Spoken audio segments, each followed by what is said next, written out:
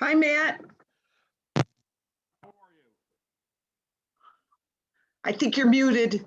you? Okay, let's see. How you doing? Doing well, thanks. Can you hear me now?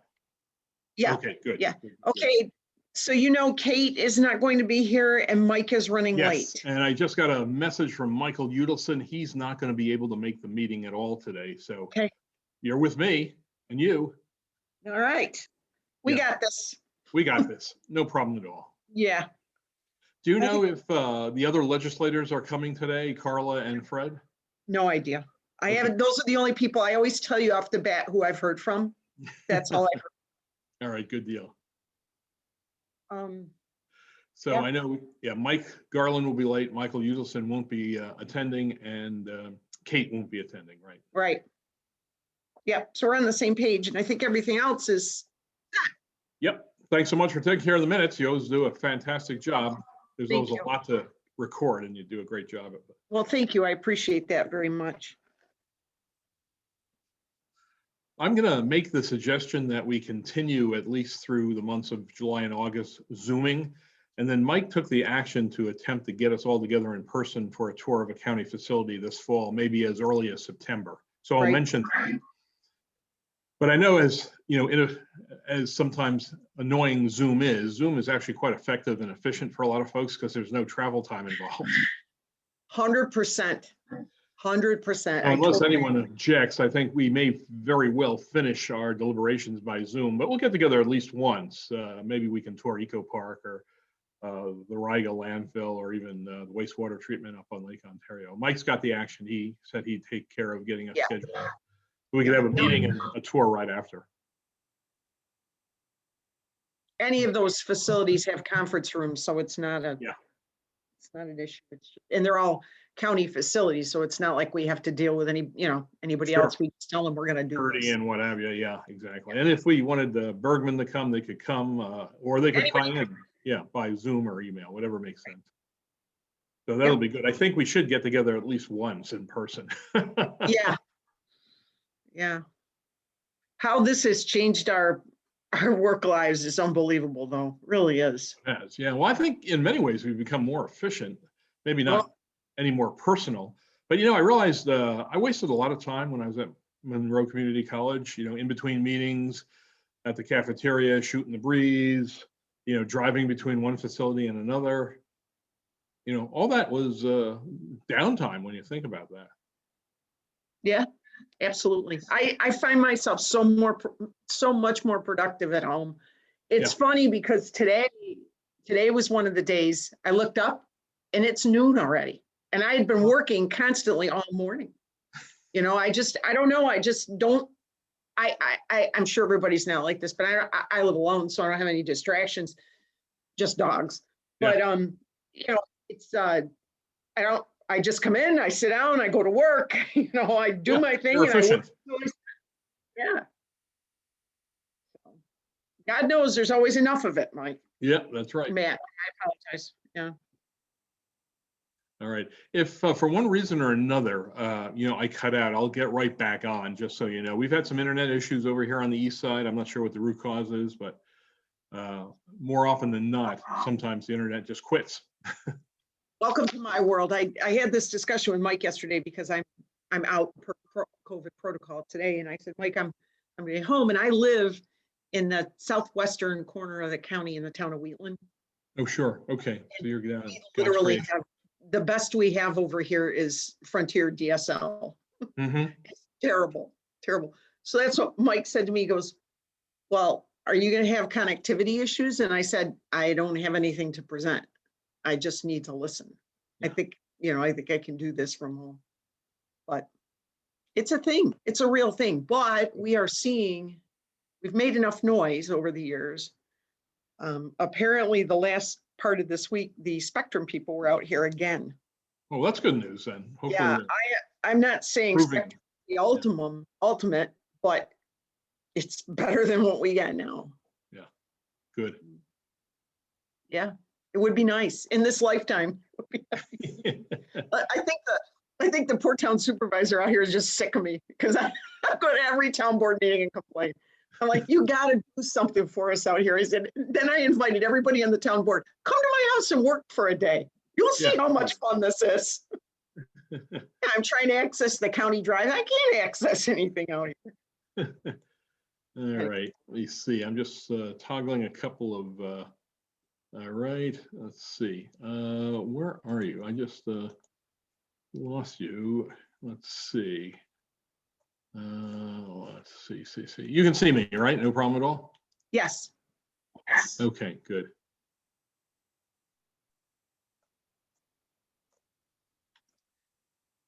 Okay. All This right. is Isabel. She's Clem's new assistant. Oh, okay, good.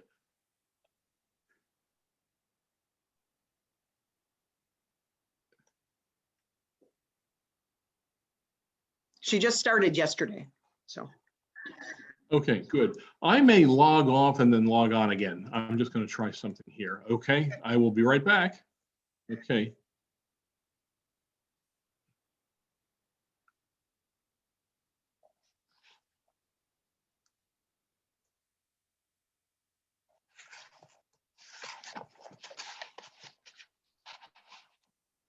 Okay, I'm back. Yeah, Okay, good. Thank you. You can still see me, I can see you, and you can hear me, and I can hear you. Okay, good. Keep our fingers crossed. yeah.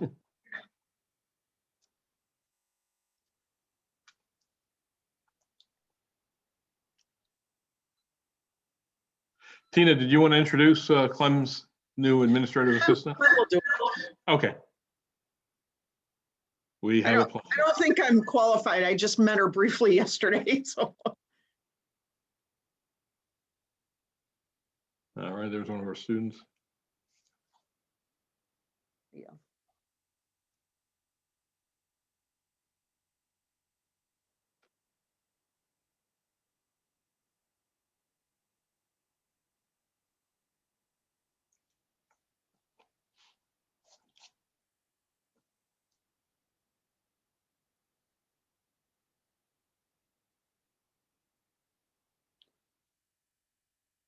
It's Rochelle Bell. She must be.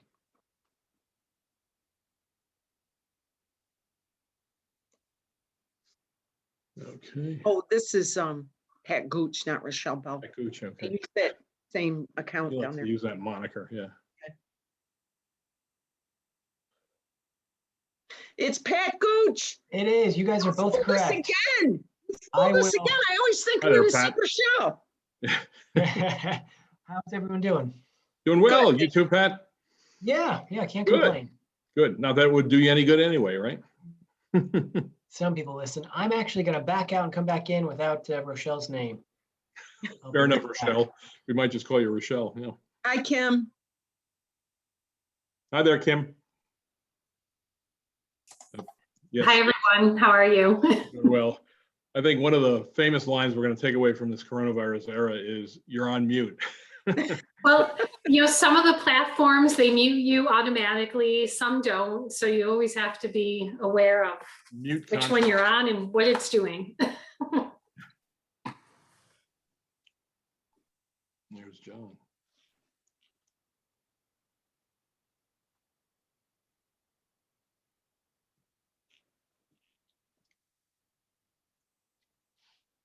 Okay, so let's see. We have 2 minutes. Hiya, John. How's it going? There's Pat. Well,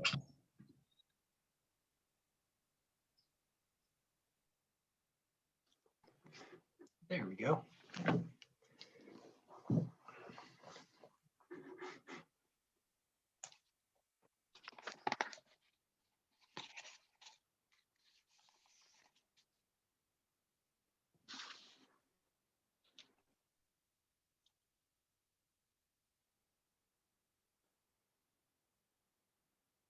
Hi there, Sue.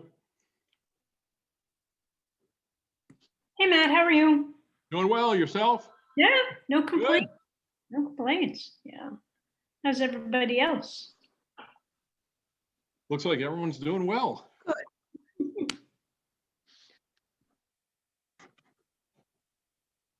Okay. From what I can see,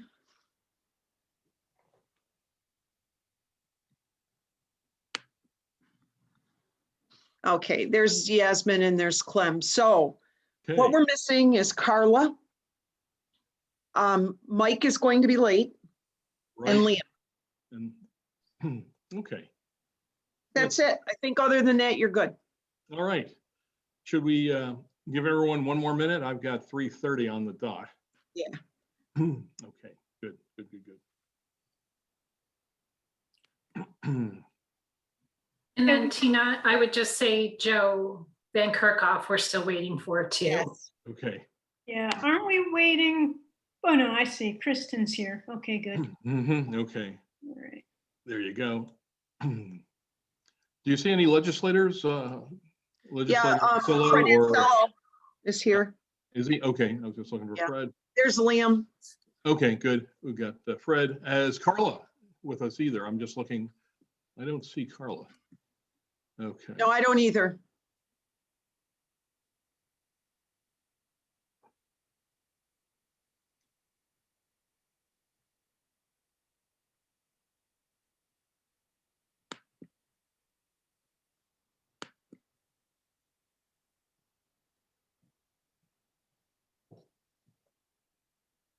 Okay.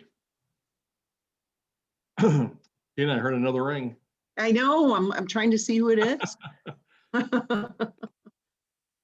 No, not there. Okay, and there's Emily, the other speaker. Okay, I think we have both our speakers, right, Sue? I'm looking, yep. Good, Clem's there, terrific. So now all you're missing is Carla, Wilmino, Mike, and that's pretty much it. Yep, Yeah, so- I think Abby will be late. She's in a different climate meeting for the state committee. Okay, good deal. So we know Mike Garland's going to join us, but he's meeting with County Executive Bello right now, and Michael Udelson is tied up in a meeting, so unfortunately he won't be able to join us this afternoon. So I'm going to suggest we go ahead and get started. How's that? Yep. Good deal. Well, good afternoon and welcome again, everyone. This is our June meeting, which happens to be the 11th for us since we started meeting last August. We have been tagging up by Zoom now for almost 1 year. So speaking of Zoom, though we haven't had an opportunity to speak since the CDC guidance emerged within the last week or so, several committee members have expressed an interest in continuing the Zoom at least through the months of July and August for convenience, and especially since they may be out of town and still want to participate. I think personally that's a good idea. I've learned to live with Zoom, I think as many of you have, that it's not the most personal forum. I think in the end, Zoom works for us. Now, to that end, we have spoken before about convening in person, and Mike Garland, who will join us a little later on, and maybe Clem can say something too, but he has taken the action graciously to arrange for a tour at one of the county facilities this fall, maybe as early as September, so we can have a meeting there and then tour the facility afterwards. So he's got that action. I'm hoping we can meet up in the fall sometime at either Eco Park or the Riga Phil, or even the wastewater treatment facility up on Lake Ontario. How does that sound to everybody? I don't mind making the recommendation that we continue to Zoom through the summer. Our next meeting, of course, is July 1st. We'll Zoom in August, and maybe in September, we'll get together in person for the first time, a year after we started our deliberations. Does that sound like a plan? Any thoughts? How do folks feel? I think silence means consent, right?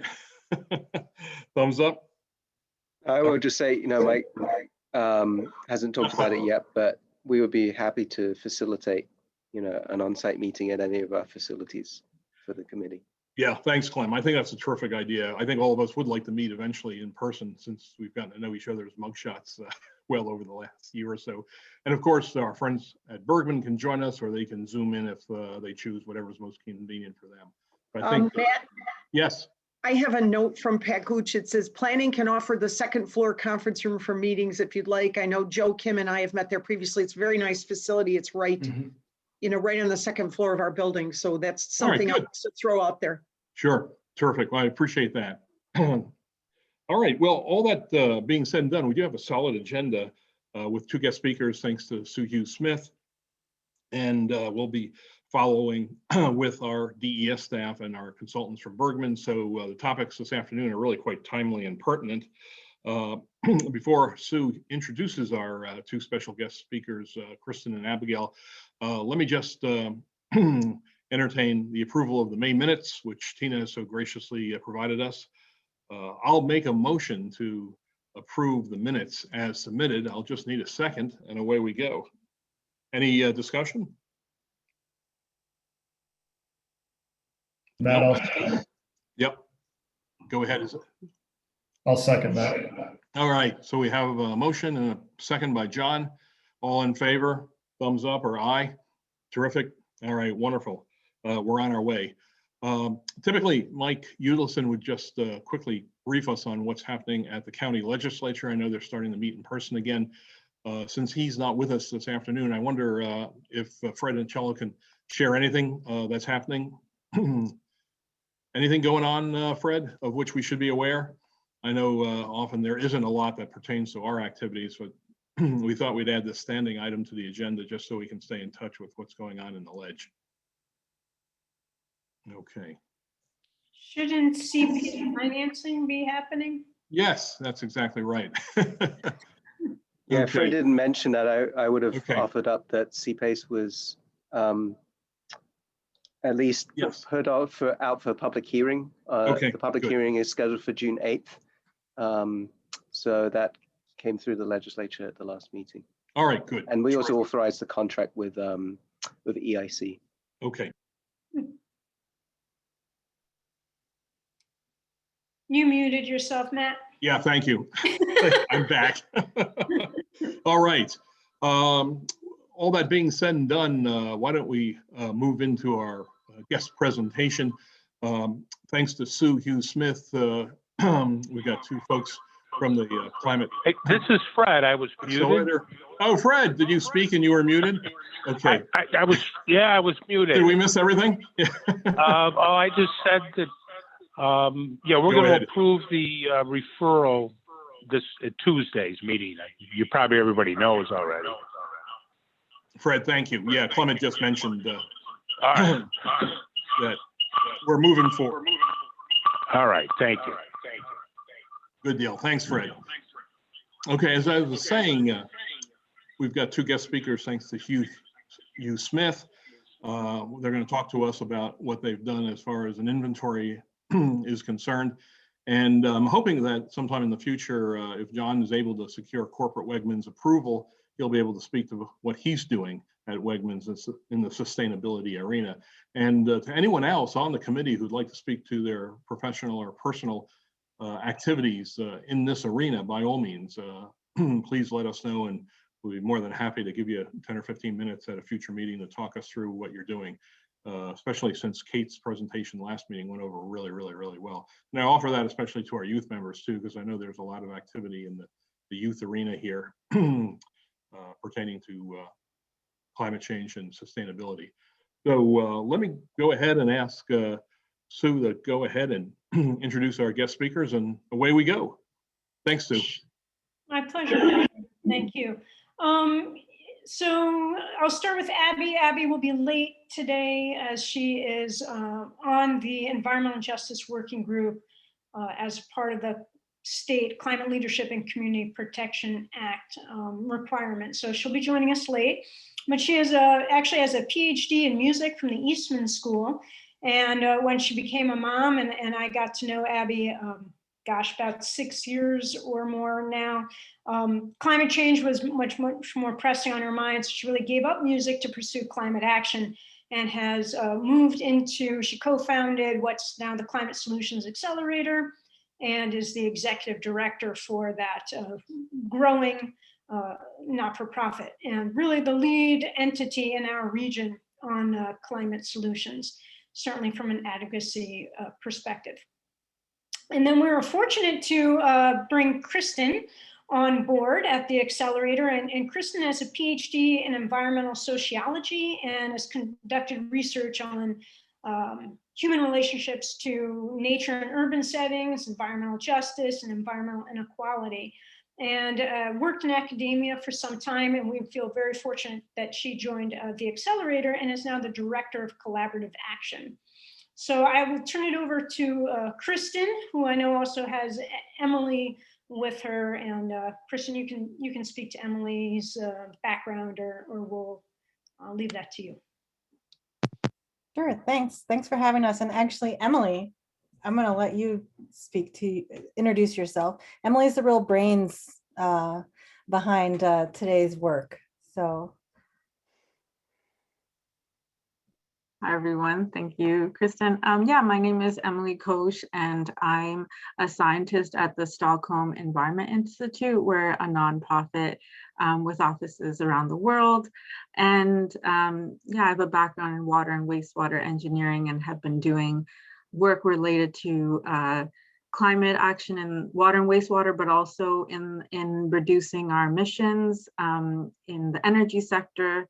And I'm currently helping Kristen and Climate Solutions Accelerator with their climate action planning project for the region, which she'll discuss in more detail. But yes, I'm here to, if you have any technical questions, I can try and answer them for you. And thank heavens that she is, right? So without further ado, is it okay? Should I share my screen, or how does that normally work at your meetings? Yes, would you agree, Tina? Yes, she should share her screen because then she can control it. You should be able to do that. Yep, you're all set. It says host disabled participant screen sharing. Okay. Tina, can you rectify that on your end? It Okay. says on mine that one participant can share at a time. So let's try this. Multiple participants can share. Oops, I don't want to share. Yeah, okay. Okay, try it now.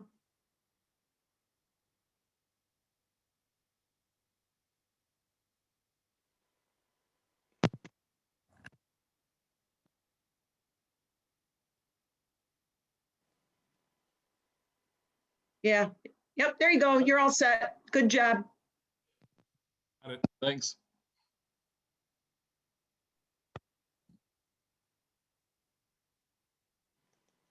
Okay. So, as Sue mentioned, we're the Climate Solutions Accelerator, formerly the Rochester People's Climate Coalition. Overall, what we do is, try to identify climate action opportunities that can reduce our emissions and provide other co-benefits to our community. Since our founding in 2014, our primary role has been to facilitate collaboration amongst organizations working to address climate change in the region, to increase our effectiveness and our efficiency of our local climate movement. The Collective Impact Initiative that we're going to be talking about today, that's where this emissions inventory is coming from, is sort of our biggest example of collaborative work with organizations. Additionally, we do work with individuals to help organize and mobilize and build capacity around citizen action advocacy groups at sort of the different village, town, and even neighborhood levels, and also to help support individuals' efforts to reduce their own carbon footprint through programs like our Heat Smart Monroe program, which is focused on clean heating and cooling. As Emily mentioned, we have partnered with the Stockholm Environment Institute as a nonprofit research organization focused on sustainable development. And they do have offices all over the world, and they are headquartered in Sweden, but we are lucky to have Emily here locally as our lead scientist. And as I mentioned, she really has been the brains behind the brawn in terms of the information you'll see here today. So why collective impact, right? So we all know that climate change is this, what is termed a wicked problem that's going to require systemic solutions. that, we certainly on our own can't address, and no single agency or sector or organization. So the model behind collective impact is to bring these cross-sector stakeholders together. Our region has good examples of this, right? Rock the Future, Rochester Monroe Anti-Poverty Initiative. The idea being that we bring these cross-sector groups together, we develop a common understanding of the problem and a shared system of measurement, of which the emissions inventory is the real foundation for that. And then the plan is to co-create a regional climate action plan to help encourage the coordination and partnership and resource sharing across the region, right? And so why a regional action plan? So we haven't had a regional action plan since 2013, when the Genesee Finger Lakes Regional Planning Council put together their plan, which was very useful in terms of data collection here, but needs to be updated, both because the amount of time that has passed, but also, as we all know, because to be in line with the state's CLCPA. The same applies to the city of Rochester's climate action plan. They're ahead of the game in that they completed their plan prior to the passage of the CLCPA. And so to update that, and then also to, extend beyond the city of Rochester, right? And so by developing a regional plan, the idea is that we're going to encourage this sort of coordination so that we can be a leader in responding to the CLCPA. And capitalize and attract the human and social and financial capital to our region to build a healthier, more sustainable and equitable community. So in February, we had our first steering committee meeting that our steering committee is co-chaired by Simeon Bannister of the Rochester Area Community Foundation and Jan Nyrup, who is the director of Cornell Agritech in Geneva. And we work to develop a diverse steering committee in terms of sector representation, in terms of geographic representation, in terms of racial and ethnic identity, in terms of climate change knowledge and solution knowledge. And we have, 3 resident consultants, including a youth consultant participating. So here's a list of some of the participants, but we have representation from ag, health, transportation, social justice, community development, philanthropy, higher ed, businesses, nonprofits. So really trying to take that cross-sector stakeholder to heart there. So here is a sort of layout of the project overview. We are just wrapping up that first phase of the emissions inventory, and we had a public presentation on May 20th. What follows is sort of the highlights of that emissions inventory. The whole thing can be found, and I can drop this in the chat later, a recording of it via our website. So you can see Emily go into the more detail of this. And so, we are now currently working to engage community members, both through a survey, but we're also starting on focus groups, both place-based and sector-specific, to inform this next phase of scenario analysis. And so through this scenario analyses, we'll identify potential mitigation measures and emissions targets, with an eye towards not only those that reduce greenhouse gas emissions, but also and this has come through loud and clear from our steering committee, but looking to those solutions that are going to maximize the co-benefits that can also meet other areas of community need, right? And then the final phase is to sort of finalize the measures, develop that comprehensive climate action plan, and then get to work and actually implementing it. So next we'll just jump into the high level data from the emissions inventory. So SCI modeled 18 different fuels, but the results showed that most of the emissions in our region are coming from gasoline and natural gas, so for our transportation and our buildings. And also we see that roughly 20% from non-energy sources associated with land use changes and waste-related emissions. There's still some additional data that needs to be added into the model, but it doesn't seem like it's going to skew the results that much from what's presented here.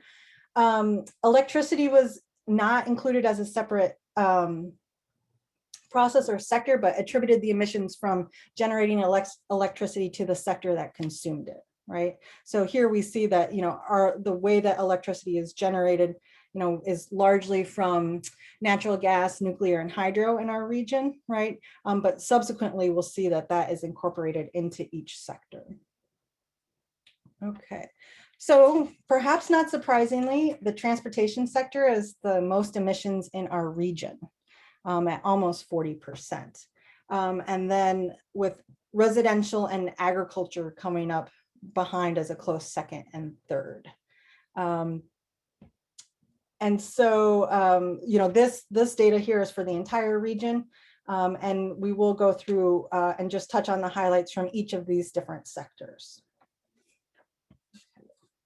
And just Emily, this is one of my favorite slides that she put together, is the comparison of emissions, right? So to look at, states that have similar population sizes, like to what is here in our region. So New Hampshire and South Dakota are about roughly equivalent in terms of amount of CO2 emissions and population. But then when you put that in the international context, right, and we see Nepal and Ghana, which have much, much higher population sizes, but relatively the same emissions. So I like this slide to really put that in the sort of larger context and to really emphasize that, we need to do our fair share here as a region. And so looking at the emissions breakdown by county, again, perhaps not surprising that Monroe County does have the highest emissions because we also have the largest population. But when you break it down on a per person basis, right, the data changes, right? We see that, Wyoming and Seneca County are almost 3 times higher in terms of emissions per capita than Monroe County. And so we can thank, to our good urban density, right? And also sort of differences in the sectors across the counties. So which sectors have the biggest emissions by county? In Monroe, right, we see transportation and residential. Again, that kind of reinforces what was in the City of Rochester's climate action plan, right? But we can see the big agricultural footprint in Wyoming.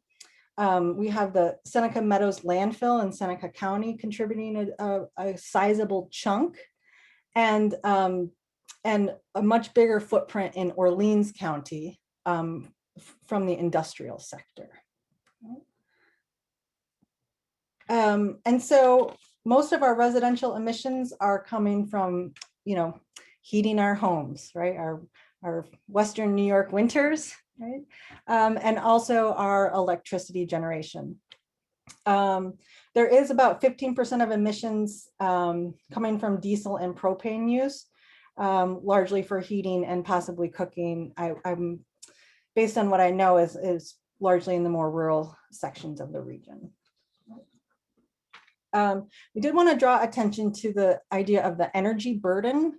So most of you might be familiar with Cuomo's resolution that low-income New Yorkers should not pay more than 6% of their income towards energy usage.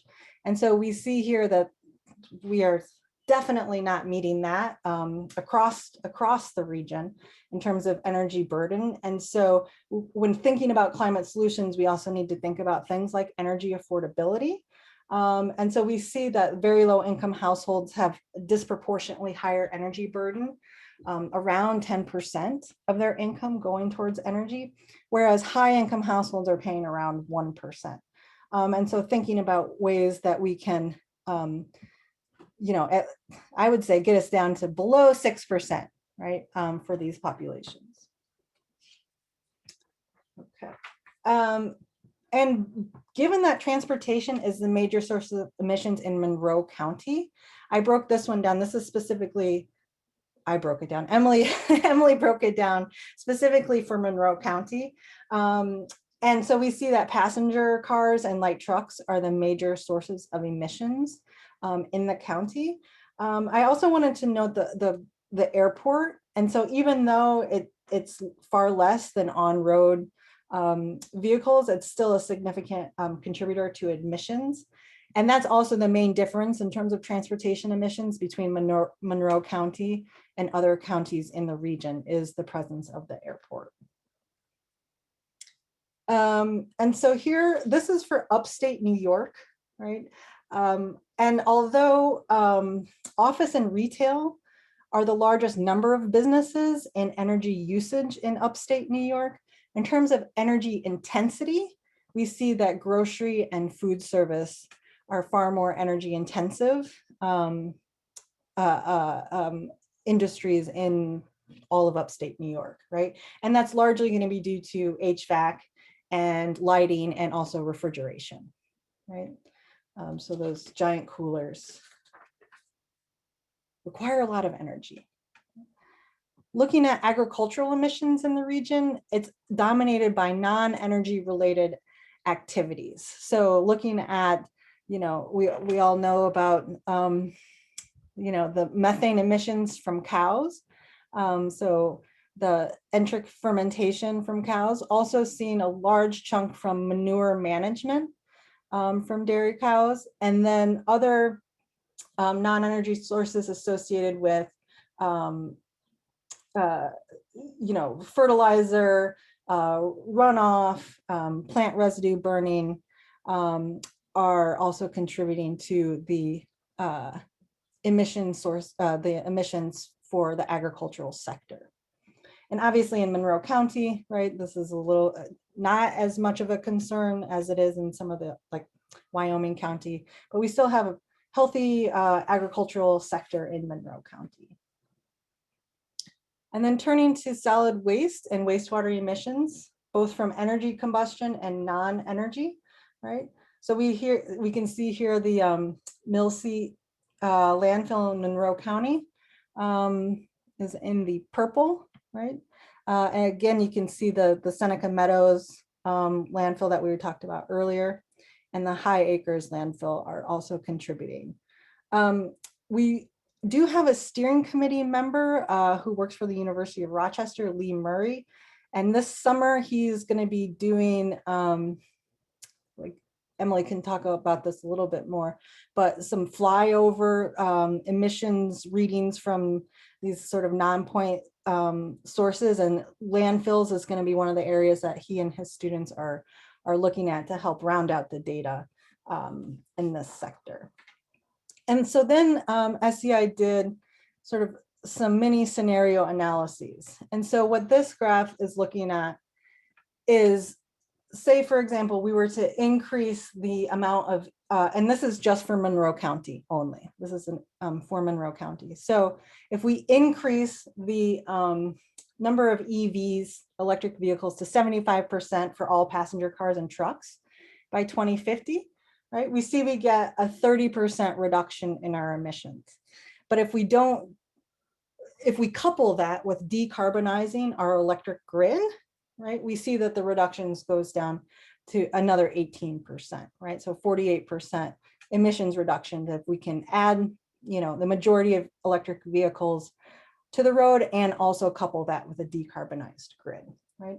And so the idea in the next phase is to identify these different mitigation measures and, play around with these various scenarios to see where it is that we can make the most bang for our buck in terms of emissions reductions. And then, what are the different collaborations and intersections between the work of Monroe County and the work that we are doing both as the Climate Solutions Accelerator, but also the larger sort of collective impact initiative and sort of the larger climate movement and network that's happening in our region. And so, we have plenty of, overlap in terms of consultations and committee participation, right? So we have a committee member, a shared committee member here today, right? And our AMPT steering committee, which is our steering committee to promote beneficial electrification. Annalise from the Monroe County Planning Department is on our Collective Impact Steering Committee. And then we consulted with several county officials, in sector-specific stakeholder meetings prior to launching the official Collective Impact and the steering committee.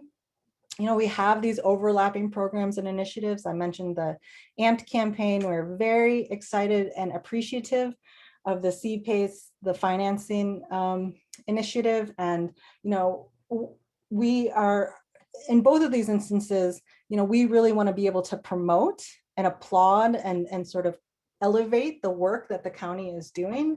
And so, for example, with the AMPT campaign, you know, we're going to feature the effort of Monroe County to electrify their fleets as sort of a success story and sort of a model for other organizations to follow.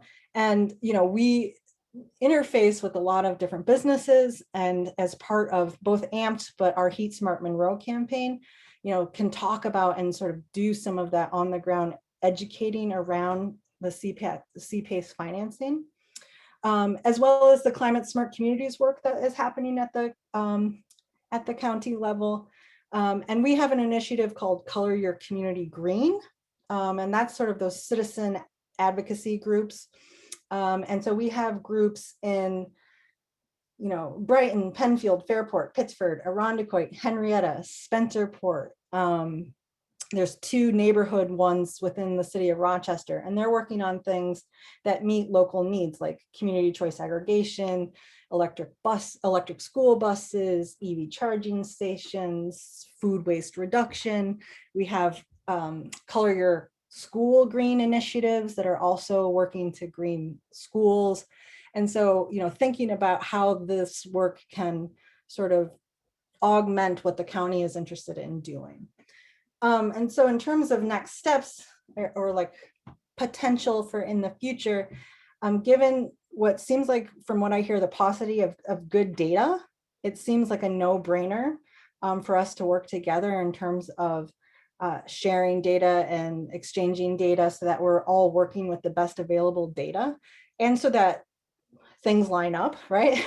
we want to make sure that what the county is saying lines up with what we're saying. And then I think too, like, how can we coordinate and support each other in the climate action plans, right? The whole idea of collective impact is that we're doing mutually reinforcing activities. And so, you know, how can we reinforce the work that each of us are doing and take leadership roles in supporting the implementation of our respective plans so that we're all going in the same direction, right? And not doing good work, but working at sort of cross purposes. So those are just some of the ideas I had come up with in terms of possibilities for future coordination. We'll gladly take questions.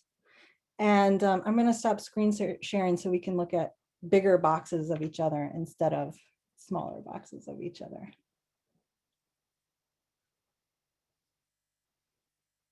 So any questions or suggestions? Thank you, Kristen. That was quite informative. Early, you presented a chart about the next steps. I was just curious, as you walk up that staircase, what is the time frame associated with your next steps? Great question. And, you know, this is an iterative process. And so, you know, we'll be going back and forth throughout the course of this. So even though our emissions inventory is, you know, complete, we're still adding data and modifying that. I think our goal is that we have a drafted plan by the end of 2021. And, you know, again, we'll be, you know, workshopping that around and then the fun starts of implementing the plan, right? Like, just because we have a plan, that's the work, that's when the work really revs up. So correct me if I'm wrong, Abby or Emily, but I think that's what's sort of our tentative timeline. Thanks, Kristen. How do you think your efforts can interface with our efforts with Bergman and our DES staff right now? Because you seem to be a perfect segue into the next presentation, which is a review of activities to date at Bergman with our staff. Is there a natural link there? I mean, I would like to say yes, right? I think yes. And again, I think if I'm channeling my inner Emily, you know, one of the things I'm really thinking about is data, right? And so how to work together to get good data. And I think too about, how can, because I think if, correct me if I'm wrong, the first part of yours is focused on county facilities, Mhm. right? Yeah, that's correct. Phase 1. Right. So phase 1 is focused on county facilities. And so, there's a nice complement, like, we're doing the work that's not only county facilities, but our data would be much better informed when we have the county facility data included. And also too, I think, highlighting the efforts that the county is undertaking, talking about the benefits, so, it's like I'm thinking of the color your community green, right? And thinking about sort of that peer-to-peer conversation and advocacy. On the technical side, I'm going to defer to Emily to answer that question in terms of like the coordination. But it seems like from what I gather, just based on the minutes that I read from the last meeting, we are sort of going at the same sort of general timeline and pace. So I see lots of opportunity there. So, but I'll let Emily and Abby weigh in.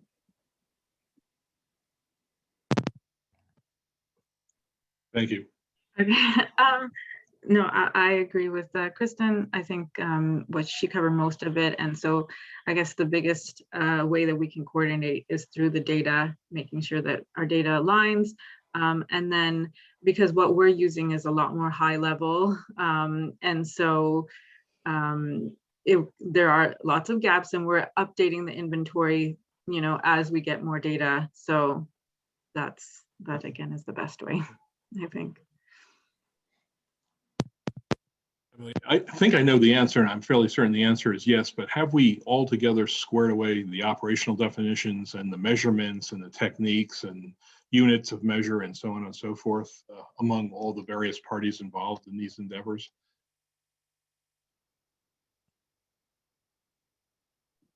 Emily, I think that's something we should do, right? It seems like the no-brainer place to start. I don't know that we haven't had that official conversation yet. And so maybe that's a very tangible next step. Emily, do you have any thoughts on, and you want to? Yeah, so we've been following like the New York State Community Greenhouse Gas Inventory Guidelines. So that's kind of where our starting point is. And so all of our units and things like that match and definitions match what's in those guidelines. Though I guess I'll add to that, we certainly have had some conversation about, like what methane leakage rate to use. How are we accounting for biofuels, and what are we calling those zero emissions or not? And so questions like that, I think it would be wonderful to figure out how and we can align. Thank you.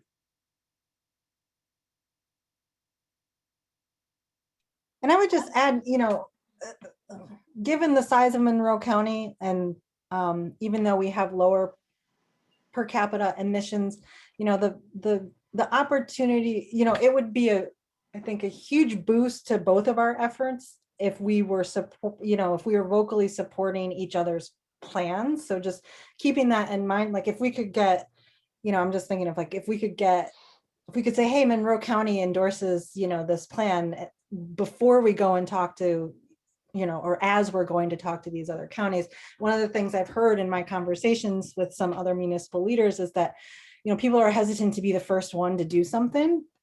And so, if we could say, look, you're not alone, right? Monroe County is taking the plunge and really sort of, I guess, hold up Monroe County as in this leadership role.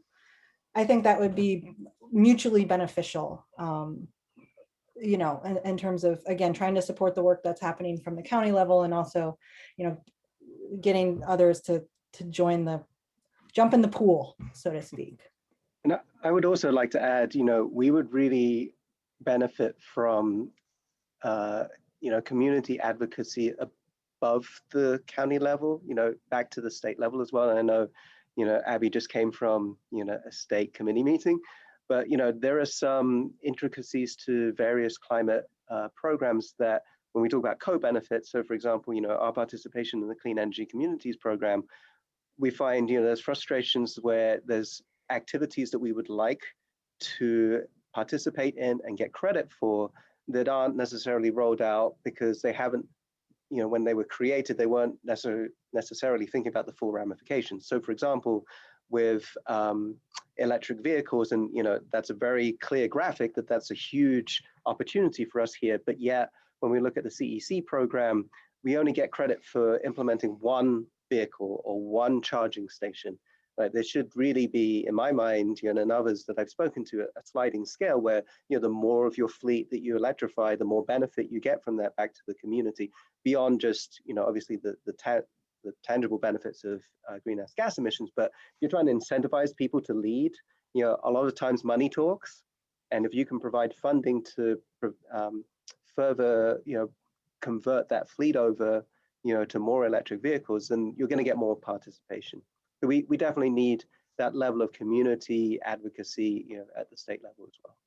Yeah, that's a great point. And I just want to actually triggered like a bunch of different thoughts in my mind. Like we work closely with NYSERDA, for example. And so we've started to become like a little bit of the squeaky wheel around, different things. And that certainly could be one of those things. We do, we are a part of the New York Renews Coalition. And so the work that they're doing.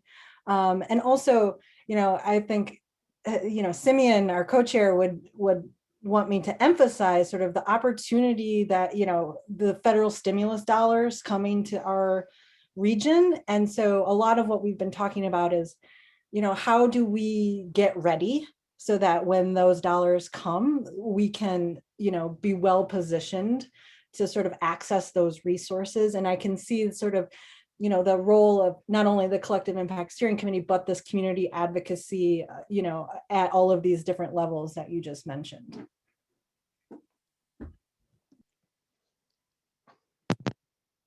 Good deal. Do we have any other questions or comments from those online? I do have one. Stay in touch. Yeah, Yasmin, go ahead. So you include an implementation phase. So what is your real leverage for the implementation phase? Because it's not like you are a government entity that can pass laws. So you're gonna educate, you're gonna advocate. So how is gonna work for you? Would you like me to take that one, Kristen? Sure. Okay. So, obviously, any of this, the universe of climate solutions, no one organization or agency is going to do it on their own regardless, right? So that, getting everyone moving in the same page on board, like Kristen said, as a region, having the vision of where we're heading, and getting the buy-in from all the many partners that are going to need to be part of that. You mentioned Color Your Community Green, so I'm sure you guys talked about Color Your Community Green, that citizen advocacy piece to keep, hold community leaders accountable over the long term and building that people power to move this forward. That is one aspect of this strategy. But one thing we're really thinking a lot about, and I apologize if Kristen already mentioned this, is, so much of this is coming down at us from the state level anyway, right? Like there are going to be things where our community kind of needs to get in line. But a lot of our, how we're thinking of our approach is we want to get out ahead of that and make sure that the vision for where we're headed is really community led and community driven.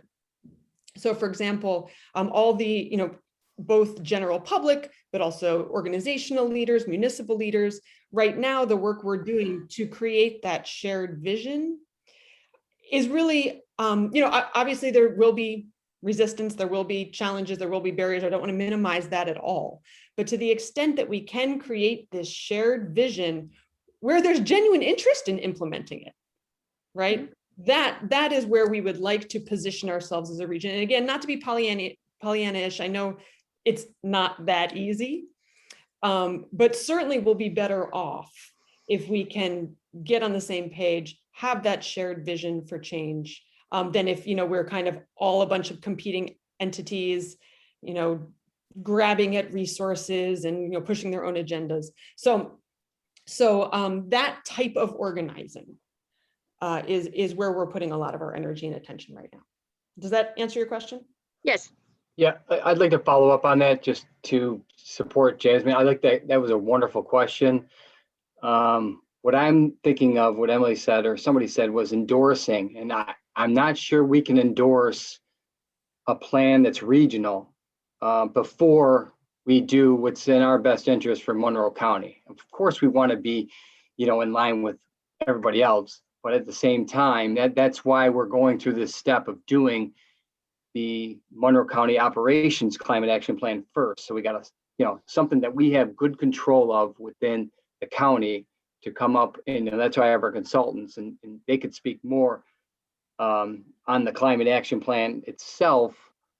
Remember, it's not till phase 2 where we pull in Monroe County as a community. So we're not really that close yet. And I just want, again, everybody to understand that we're only in phase 1, which is Monroe County operations.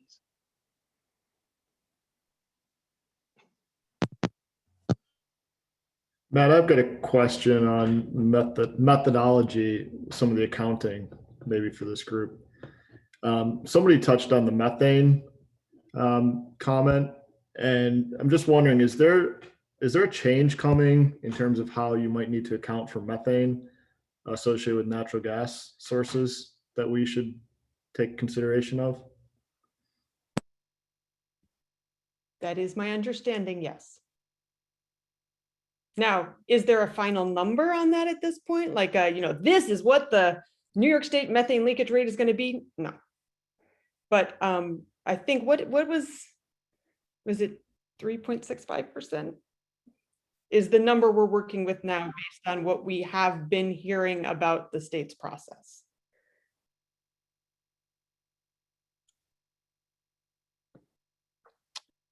I can just share that I deal with methane all the time.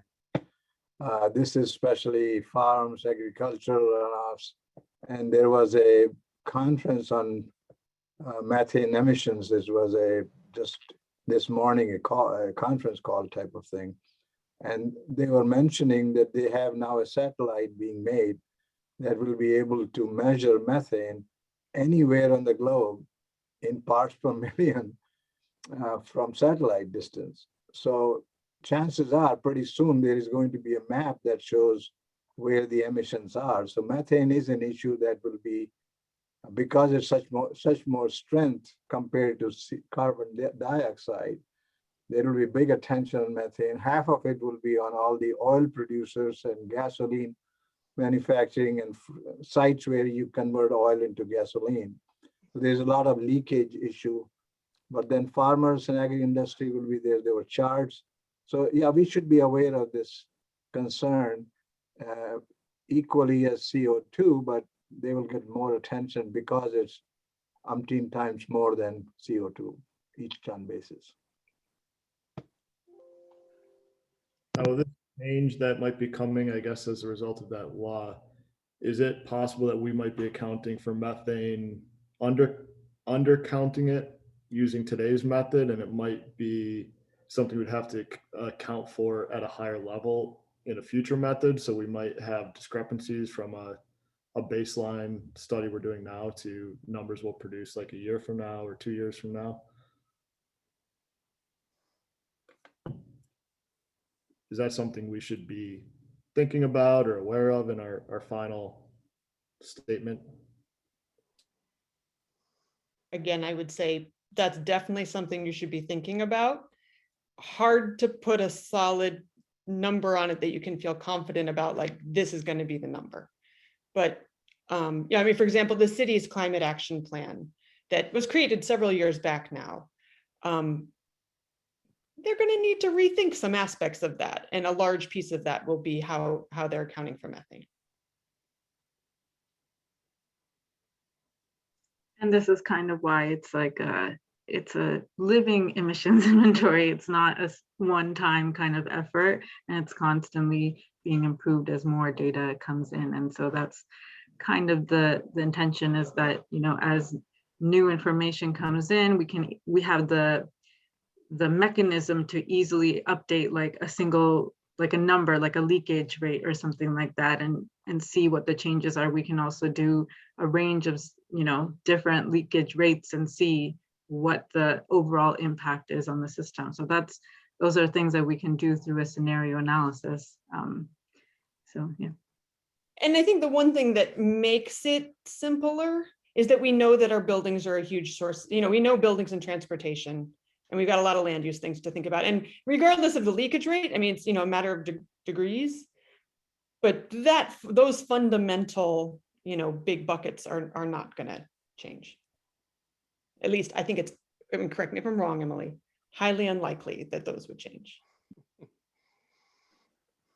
Could these questions be better suited for our consultants that are doing our climate action plan that John is asking? Kimberly and Rob, can you just weigh in a tiny bit about this?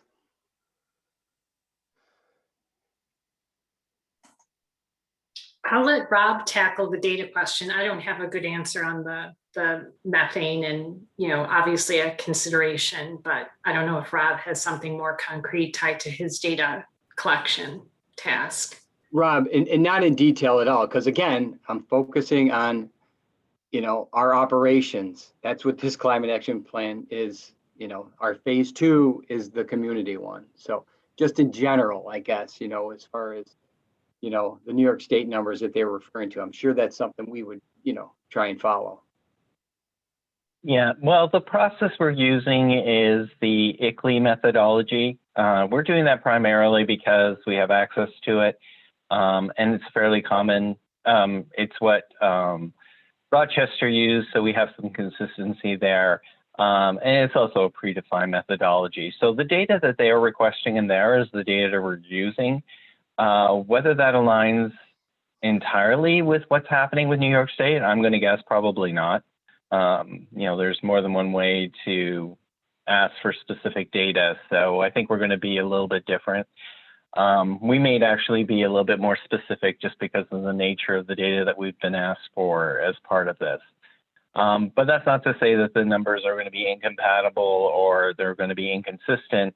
There could be a part where our numbers become import or could be inputs into yours, vice versa. It all depends on how you develop that overall plan.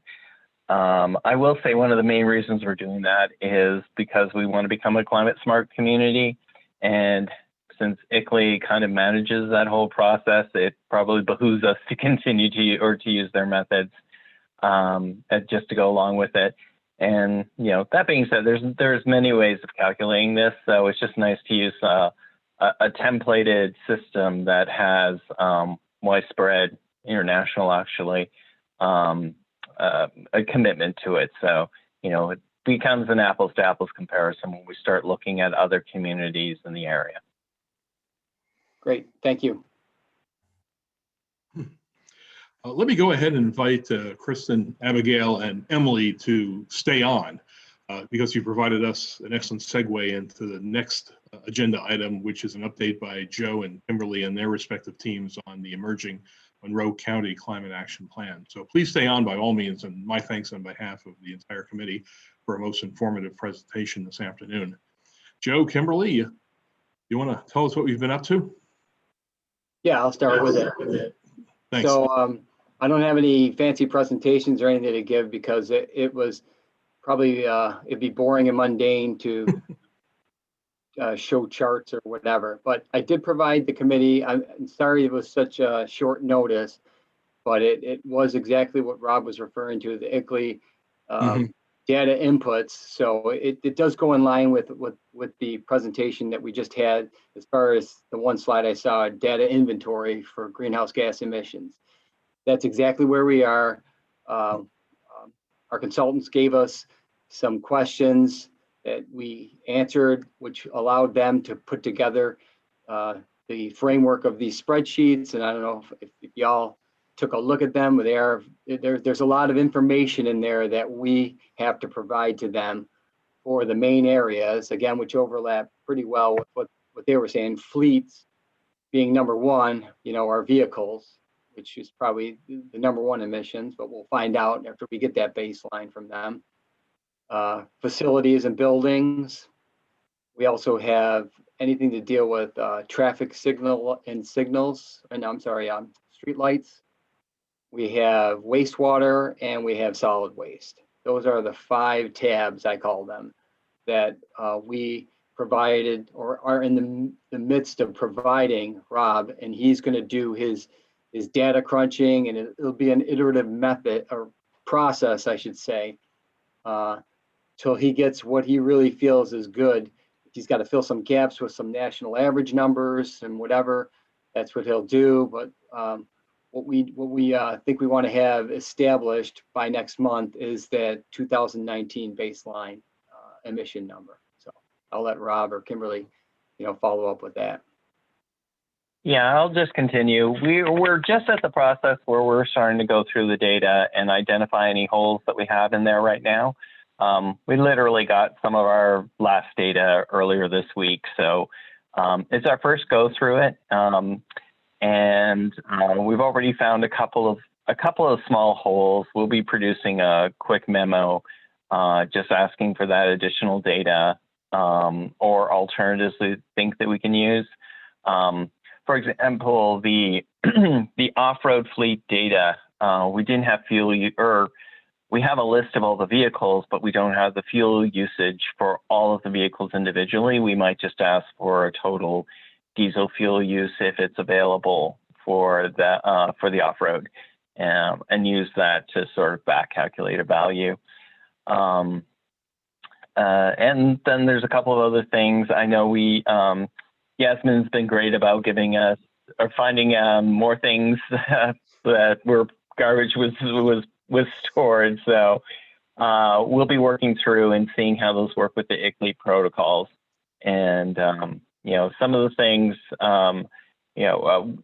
because the way the protocols are set up, we're kind of squared into using that data, but it doesn't stop us from estimating values where we don't have accurate or data available. So, and where available, we can use national values. But we actually were kind of impressed by the amount of data that we got. I think we're fairly complete. There's just a few areas that we need to get some more detail in. And we're thoroughly convinced that the first time we throw this into ICLEI or throw this into the ClearPath tool, which is the platform that we're using, for those that don't know, or for those that are familiar with the older ICLEI protocols, they were put into an online tool called ClearPath, so it has people can have access to it. But we're sure it'll come up with all kinds of weird results the first time we run it through, and that'll help us to identify any unusual data or any unusual values that we have floating around in the data, and we'll go from there. So it'll be a bit of an iterative process from here on in until we get a number that is reasonable and we're happy with.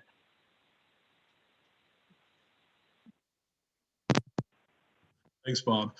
I'm just curious if you're a betting person. Do you expect, say, seasonal variations among county buildings, or do you expect maybe level load energy usage where perhaps during the summer air conditioning takes over from natural gas, which could be the heating fuel for the winter?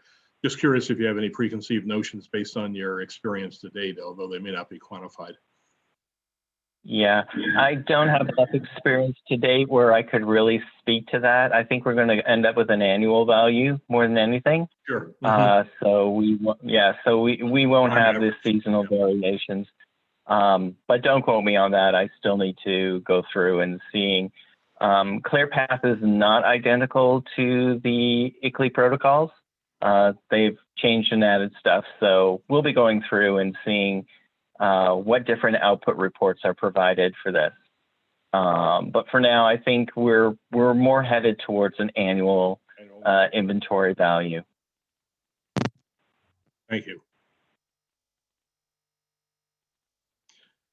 Any other questions? We're going to meet up again, of course, the first Thursday in July, which I believe is July 1st. Joe and Kimberly, where do you think you'll be in the data process at that point in time? Sounds like you've been really successful collecting the information, and I'm glad to hear that most of the information is readily available and that you've been maintaining those records over the years.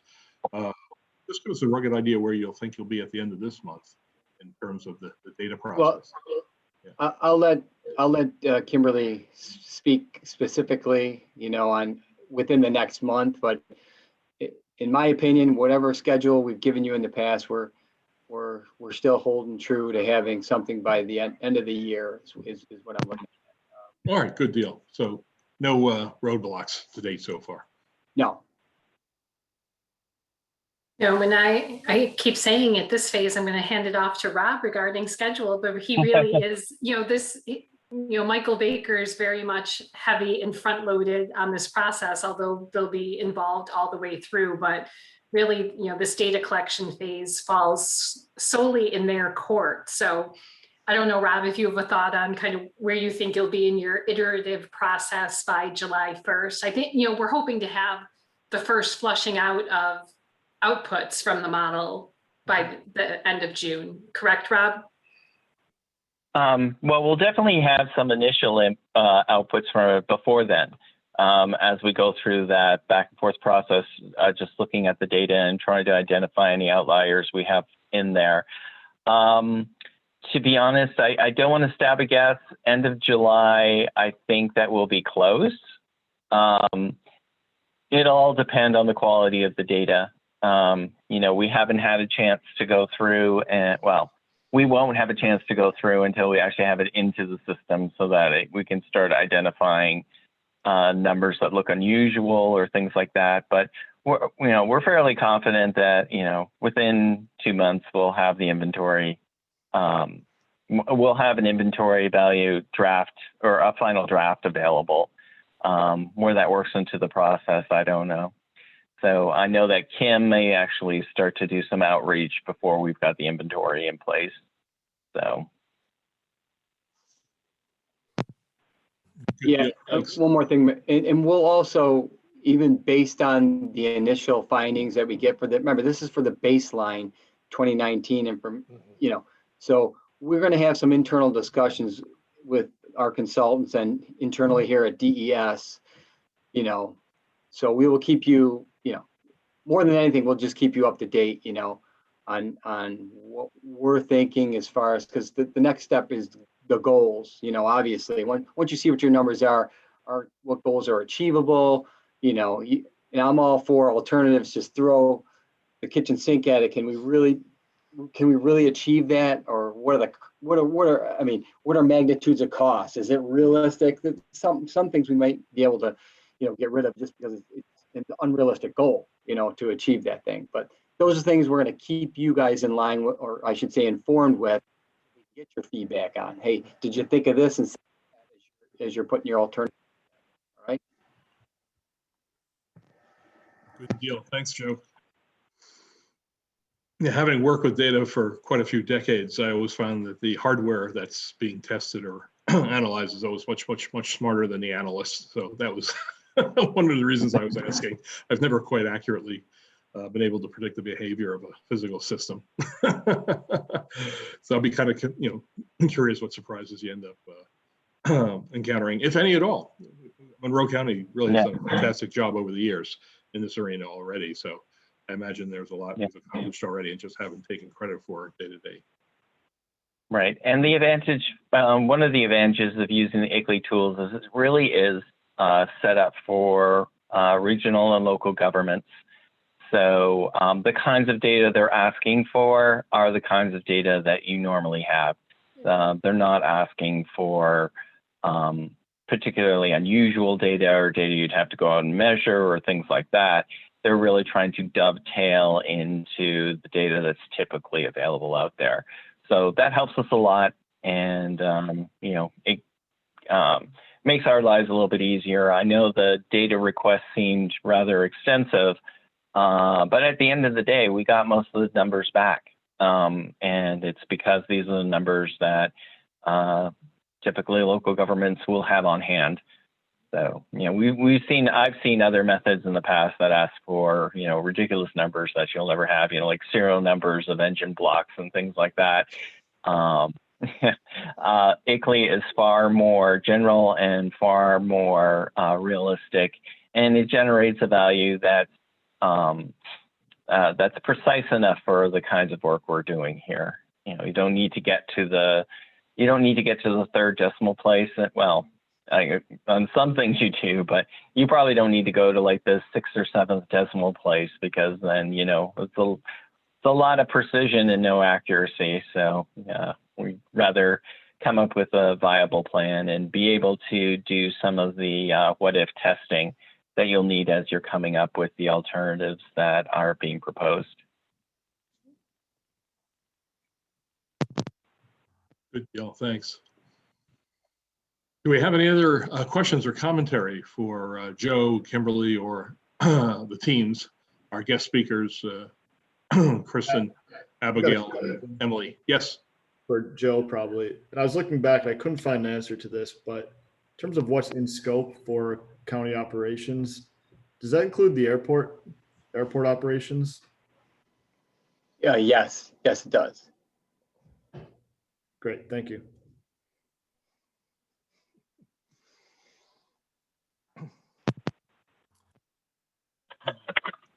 Excellent. Anything else? Let me just share a quick anecdote from years past when I was in industry.